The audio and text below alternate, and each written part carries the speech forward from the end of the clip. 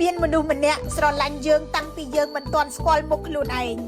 មានមនុស្សម្នាក់ឮសំឡេងយំរបស់យើងហើយភ្ញាក់ភ័យជាងសំឡេងអ្វីទាំងអស់ក្នុងលោកមានមនុស្សម្នាក់ចាស់ទៅដោយស្ងាត់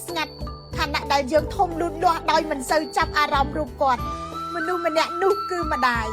ពេលយើងនៅតូចយើងមិនដឹងទេថាបាយមួយចានដែលនៅមុខយើងអាចជាបាយចានចុងក្រោយដែលគាត់ទុកឲ្យ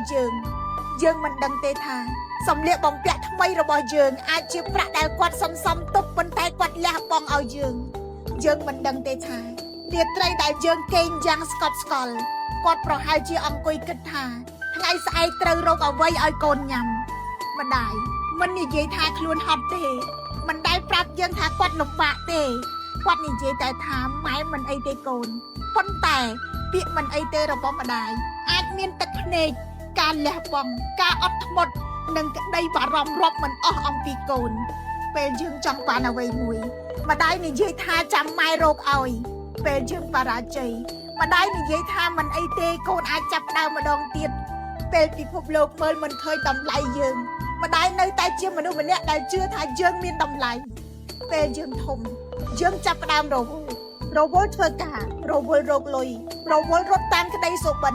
រវល់ជាមួយជីវិតផ្ទាល់ខ្លួនតែម្ដាយនៅតែដដែល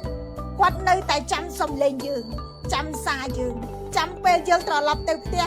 ចាំសួរថាតើកូនញ៉ាំបាយហើយឬនៅពាក្យទាំងអស់នេះយើងស្ដាប់ទៅធម្មតាតែថ្ងៃណាមួយបើគ្មានសំឡេងនោះទៀតយើងនឹងដឹងថាវាជាពាក្យដែលមានតម្លៃបំផុតនៅក្នុងជីវិត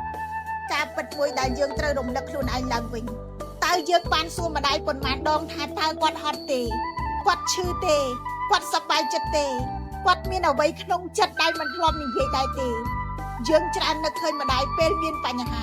ប៉ុន្តែម្ដាយនឹកឃើញយើងរាល់ថ្ងៃយើងអាចគិតថាគាត់នៅទីនោះជានិច្ចប៉ុន្តែជីវិតមិនអមតៈទេទូរស័ព្ទទៅគាត់អង្គុយញ៉ាំបាយជាមួយគាត់ស្ដាប់គាត់និយាយអោបគាត់ហើយនិយាយពាក្យដែលយើងគួរនិយាយយូរហើយគឺអរគុណម៉ែកូនស្រឡាញ់ម៉ែចំពោះអ្នកដែលម្ដាយនៅមានជីវិតសូមគម្រង់ចាំដល់ពេលផ្កាស្រស់ខ្លាយជាផ្កាក្រៀមនៅលើភ្នោទើបនឹកឃើញថាមានពាក្យជាច្រើនមិនទាន់បាននិយាយទៅកាន់ម្ដាយចំពោះអ្នកដែលបាត់បង់ម្ដាយហើយសេចក្តីស្រឡាញ់របស់គាត់រស់នៅជាមួយយើងជារៀងរាល់ថ្ងៃ